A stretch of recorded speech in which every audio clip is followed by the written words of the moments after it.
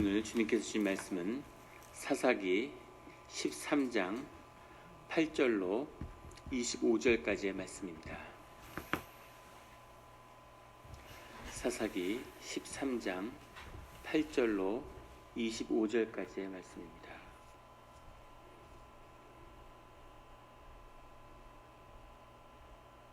다 같이 한 목소리로 봉독하시겠습니다. 마노아가 여호와께 기도하여 이르되 주여 구하옵나니 주께서 보내셨던 하나님의 사람을 우리에게 다시 오게 하사 우리가 그 낳을 아이에게 어떻게 행할지를 우리에게 가르치게 하소서 하니 하나님이 마노아의 목소리를 들으시니라.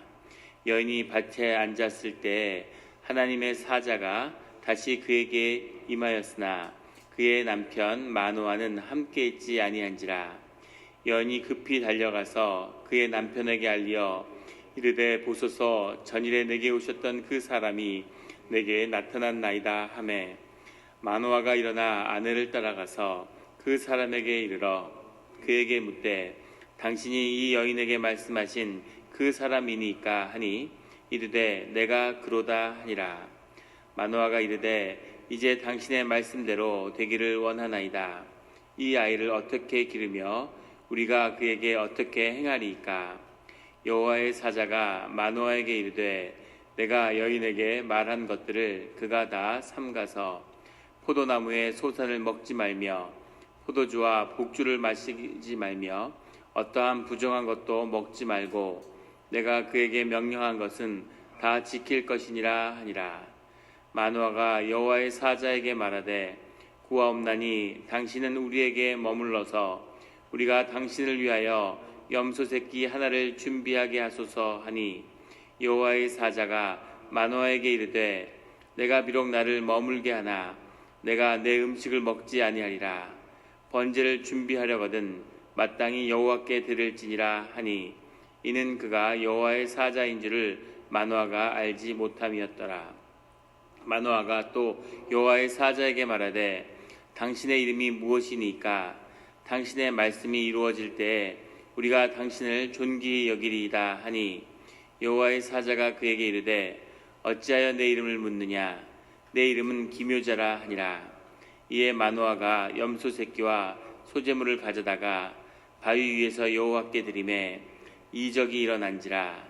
마노아와 그의 아내가 본즉 불꽃이 제단에서부터 하늘로 올라가는 동시에 여호와의 사자가 제단 불꽃에 휩싸여 올라간지라. 마노아가 그의 아내가 그것을 보고 그들의 얼굴을 땅에 대고 엎드리니라. 여호와의 사자가 마노아와 그의 아내에게 다시 나타나지 아니하니 마노아가 그제야 그가 여호와의 사자인 줄을 알고 그의 아내에게 이르되 우리가 하나님을 보았으니 반드시 죽으리로다 하니 그의 아내가 그에게 이르되 여호와께서 우리를 죽이려 하셨더라면 우리 손에서 번제와 소제를 받지 아니하셨을 것이요 이 모든 일을 보이지 아니하셨을 것이며 이제 이런 말씀도 우리에게 이르지 아니하셨으리이다 하였더라. 그 여인이 아들을 낳음에 그의 이름을 삼손이라 하니라. 그 아이가 자라매 여호와께서 그에게 복을 주시더니 소라와 에스데올 사이 마하네단에서 여호와의 영이 그를 움직이기 시작하셨더라. 아멘. 다 같이 묵상 기도를 드리겠습니다.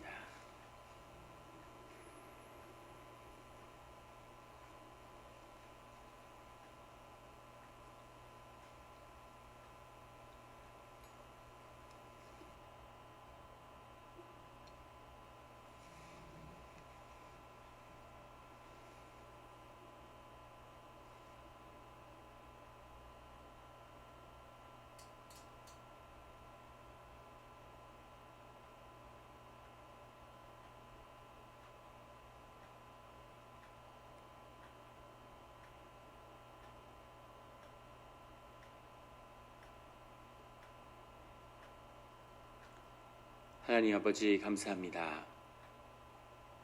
주의 음성을 듣고자 저희가 새벽 제단 앞에 모였습니다.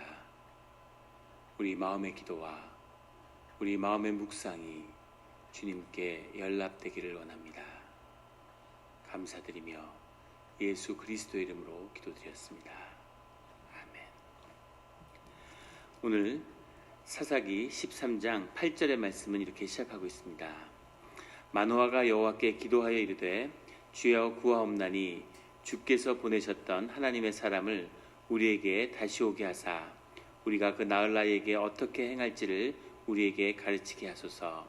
그 부인의 이야기를 듣고 마노아는 그가 정말 여호와의 사자인지 천사인지 아니면 선지자인지 구분할 수 없었지만 그것을 하나님의 뜻으로 받들고 하나님께 기도해서 그 뜻대로 우리가 이루겠다고 하는 주님께 그런 서원을 드리고 있는 거죠.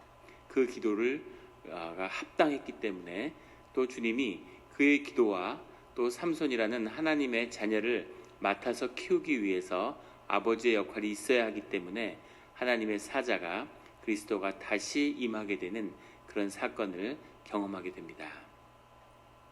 아버지의 역할이 자녀를 양육하는 가운데 있어야 되는 거죠.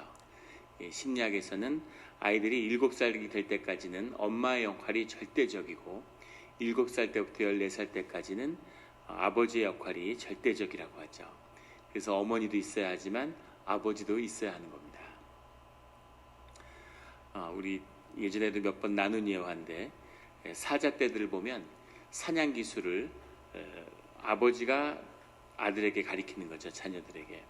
새끼들이 있는데 암컷이 숫사자들은 영토를 지켜야 되니까 무리를 떠나 있고 암컷과 그 엄마와 이모들이 주로 사냥을 하고 새끼들을 키우는 겁니다. 근데 그 새끼들이 2살이 됐는데도 그런데도 사냥을 배우지 못하는 거예요. 그래서 엄마와 이모들이 잡아온 거를 같이 먹기만 하지 사냥을 배우질 못하는 거죠. 계속 사냥터를 따라다니고 같이 있는데도 사냥을 배우지 못해요. 그런데 그 아빠 사자가 돌아와서 그 새끼한테 사냥수를 가리키면 반나절이면 내가 그 사냥수를 터득하는 겁니다. 이것이 영의 섭리고 아버지의 자리인 거죠. 그래서 아버지가 자녀를 가리켜야 되는 위치에 서 있는 거죠. 그것처럼 자녀를 주의 자녀로 온전히 자라기 위해서는 엄마의 역할도 있고 아빠의 역할도 있고 아빠가 세워져야 되는 겁니다. 한국의 우스갯얘기로 하도 사교육과 아이들 교육이 극성을 떠는 그런 한국 교육의 현실에서 그런 이야기가 있죠. 아이가 명문대학에 진학하려면 4가지 조건이 갖춰져야 된다고. 하나는 엄마의 정보력이고 또 하나는 시아버지의 재력, 그 다음에 아빠의 무관심, 그 다음에 도우미 아줌마의 사랑이 있어야 애가 명문대에 갈 수 있다. 이런 이야기가 있다고 합니다. 그런데 심지어 아빠의 부재 가운데서도 아빠의 역할이 있는 거죠. 그것처럼 엄마의 역할과 아빠의 역할이 다 있어야 하기 때문에 아버지가 주 안에서 세움을 받는 겁니다. 늘 아버지가 아버지로서 세움을 받는 그런 우리 모두의 가정이 되기를 예수 그리스도의 이름으로 축원합니다. 14절에 그래서 그 가르침이 임하는데 포도나무의 소산을 먹지 말며 포도주와 독주를 마시지 말며 어떤 부정한 것도 먹지 말고 내가 그에게 명령한 것은 다 지킬 것이니라. 포도나무의 소산을 먹지 말라는 것은 포도뿐 아니라 포도로 이루어진 그것이 건포도든지 포도의 껍질조차도 먹지 말라는 뜻입니다. 그러면 포도주를 마시지 않는 건 알겠지만 왜 포도나무의 소산을 다 못 먹게 할까? 이게 무슨 경건과 무슨 율례와 무슨 상관이 있기에 포도나무의 소산도 먹지 말게 하셨을까? 포도나무의 소산이 결국은 사람을 포도주로 이끌기 때문이죠.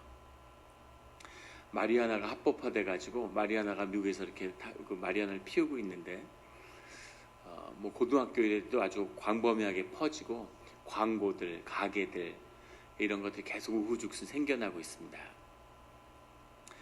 작년 한 해 동안 금년에도 그 마리아나 회사들이 주가가 10배 이상 폭등하고 몇 빌리언에 대한 투자들을 그 회사들이 받으니까 성장하는 건 당연하겠죠. 작년 한 해 동안 미국의 맥주 시장 이런 이 주류 시장이 10몇 프로가 줄어들었다 그래요. 그것을 1% 늘리기 위해서 10년이 걸린답니다. 100년 동안 주류 회사들이 치열하게 경쟁해 왔는데 마리아나가 합법화되고 캘리포니아에서 주류 소비가 10% 이상 줄었다는 거죠. 그 주류 회사들이 받는 쇼크는 뭐 이루 말할 수 없다고 그래요.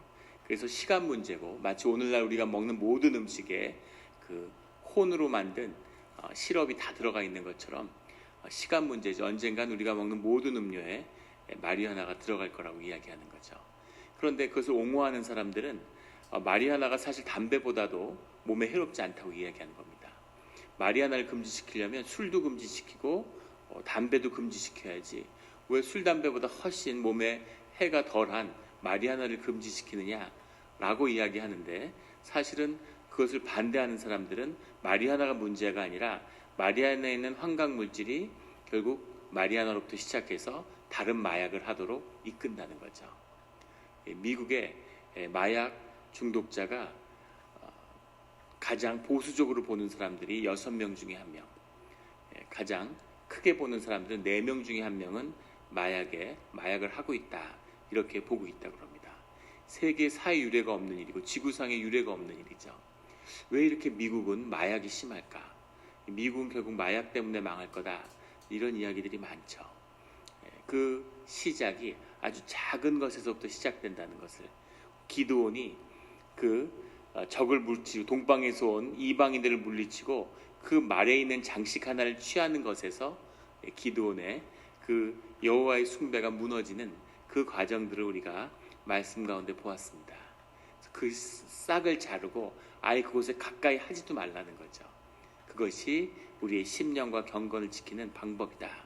포도주를 끊는 가장 좋은 방법은 포도를 끊는 것이라고 주님이 말씀하시는 거죠. 우리 가운데 죄의 싹을 잘라버리는, 뽑아버리는 우리 모두가 되기를 예수 그리스도의 이름으로 축원합니다. 15절부터 하나님이 이제 마노아의 그 부부를, 그 삼손의 엄마와 아빠를 만나는 그런 새로운 만남을 보여주고 있습니다. 15절을 보면, 마노아가 여호와의 사자에게 말하되 구하옵나니 당신은 우리에게 머물러서 우리가 당신을 위하여 염소 새끼 하나를 준비하게 하소서 하니, 사람의 형상으로 오니까 마노아는 이 여호와의 사자가 그냥 사람이라고 받아들였던 것 같아요. 그래서 기쁜 마음에 좋은 하나님의 말씀을 선포하니까 염소를 잡아서, 염소를 잡는다는 건 뭐 최고의 대접을 상징하는 거죠. 유대 문화, 그 당시의 문화에서는 한국 같으면 뭐 한우 고기를 잡아서 대접하는 이제 그런 의미가 들어 있습니다. 그래서 정말 잘 정성을 다해 대접하고 싶은데, 16절에 보면 여호와의 사자가 마노아에게 이르되 내가 비록 나를 머물게 하나 내가 내 음식을 먹지 아니하리라. 음식을 먹어야 할 이유가 없는 거죠. 영적인 존재니까. 육신의 형상을 입고 있지만 영적인 존재이기 때문에 음식을 먹는 사람이 아니라는 것을 보여주는 거죠. 번제를 준비하려거든 마땅히 여호와께 드릴지니라 하니, 이는 그가 여호와의 사자인 줄을 마노아가 알지 못함이었더라. 너희가 그 정성과 마음으로 섬기려고 한다면 그때는 제사를 드려야 된다라고 가르쳐주는 거죠. 제사를 드려서 그 제사를 드릴 때 그것을 주님이 받으시는 거다라고 알려주고 있는 겁니다. 18절에는 주님의 이름을 묻는데 여호와의 사자가 그에게 이르되 어찌하여 내 이름을 묻느냐, 내 이름은 기묘자라 하니라. 기묘자라는 것은 펠레라는 말인데, 여기서의 본문은 사실 펠레는 아니고 필리입니다. 필리라는 것은 기묘함이란 뜻이죠. 신비라는 거죠. 나는 너희가 알 수 없는, 너희의 경험 밖에 있는 신비함 그 자체다, 그렇게 대답하는 겁니다. 이것은 주님이, 그리스도가 당신의 누구인지를 알려줄 때 쓰는 표현이죠. 그래서 신성 그 자체를 네가 만난 것이다 라고 말씀하고 있는 겁니다.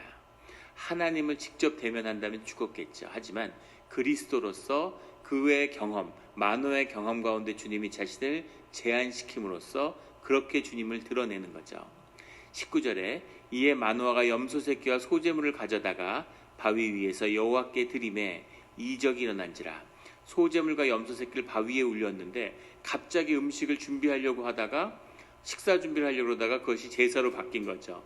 그래서 그것을 소제물처럼 가져다 올렸지만 마노아는 제사장도 아니고 제사를 드리려고 왔던 것도 아니고, 그러니까 그냥 바위 위에서 마음을 그 위에 올리자 20절에 불꽃이 제단에서부터 하늘로 올라가는 동시에 여호와의 사자가 제단 불꽃에 휩싸여 올라가는 이적을 보았다는 거죠. 하나님의 임재를 보고 하나님이 어떻게 사람의 마음을 제사를 통해서 받으시는가 하는 것을 보여준 겁니다. 기드온의 때와 똑같은 거죠. 하나님이 먼저 선물을 주시는 거죠. 그리고 그 선물을 통해서 무슨 뜻을 구하여야 하는지를 우리에게 구하라고 말씀하시는 겁니다. 그래서 우리의 마음을 제사를 통해서 예배를 통해서 올려드리면 주님이 그 뜻을 주님이 주신 그 뜻을 사람의 뜻으로 다시 받아서 그 뜻을 주님이 우리 가운데 성취하시는 것, 이것이 주님의 뜻이 우리에게 임하는 방법이라는 것을 보여주고 계시는 거죠. 삼손을 주고 귀한 자식을 줘서 하나님의 영광이 이 집에 머무르게 하겠다라고 하는 주님의 뜻이, 그것이 기적적인 잉태와 삼손의 탄생으로 그 집에 임하는 거죠. 그런데 그냥 주님이 주셨다고 해서 주님의 뜻이 이루어지는 것이 아니라 그 뜻을 부모가 받아서 하나님이 우리에게 구하시는 것이 무엇입니까? 라는 뜻을 구하게 하고 그 뜻을 알아서 그 뜻을 주님께 올려드리면 제사로 주님이 그 뜻을 취하셔서 주님이 그 일을 완성시킨다는 거죠. 그래서 우리는 늘 주님의 뜻 가운데 주님께 예배드리고 우리의 마음을 올려야 되는 겁니다.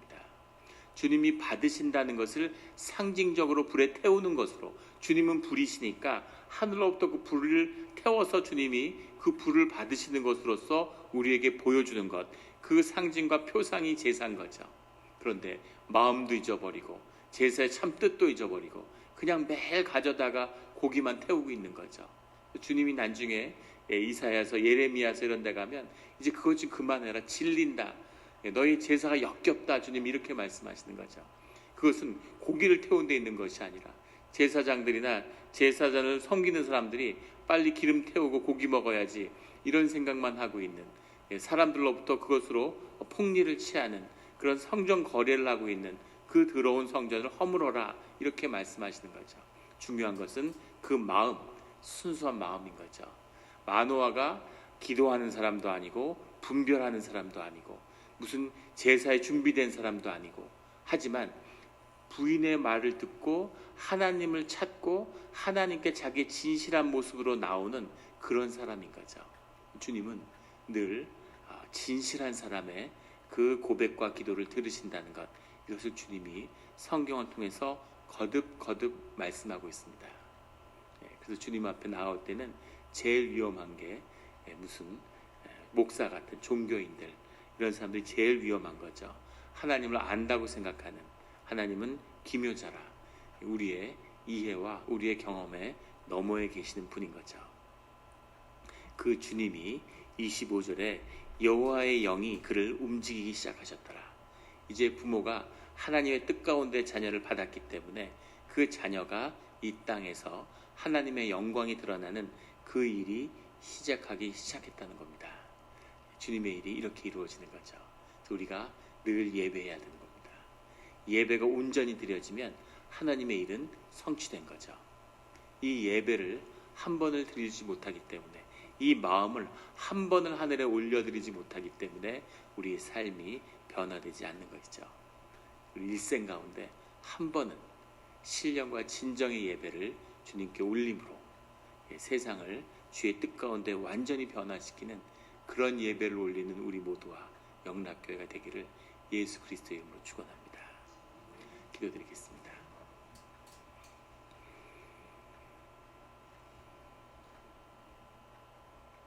하나님 아버지, 감사합니다. 오늘 마노아가 주님께 드린 이런 제사를, 이런 예배를 우리 일생 가운데 한 번 드리기를 소원합니다. 주님이 우리의 마음을 구하시는데 그 마음을 주님께 모으고 주님께 한 번 올리지 못하는, 예배를 흉내내고 하나님을 모욕하는 그 일들 가운데 교회가 주님의 영광을 가리고 사람들이 하나님을 만나지 못하게 하는 그런 것에 쓰임받는 것이 아닌지 늘 두려움이 있습니다. 주여 아버지여, 이 돌 위에 올려진 번제물처럼 소박하고 아무것도 주께 드릴 것이 없사오나 오직 진실함과 자원하는 심령으로 주님 앞에 나아와서 보잘것없는 자리지만 이 자리에서 하나님이 그 마음을 받으시는 참된 제사를 받으시는 그 예배를 올리는 주의 자녀가 되게 하여 주시옵소서. 주님이 그 제사를 받으실 때에는 하늘의 뜻이 이 땅에 이루어지는 줄 믿습니다. 주님 감사합니다. 예수 그리스도 이름으로 기도드렸습니다.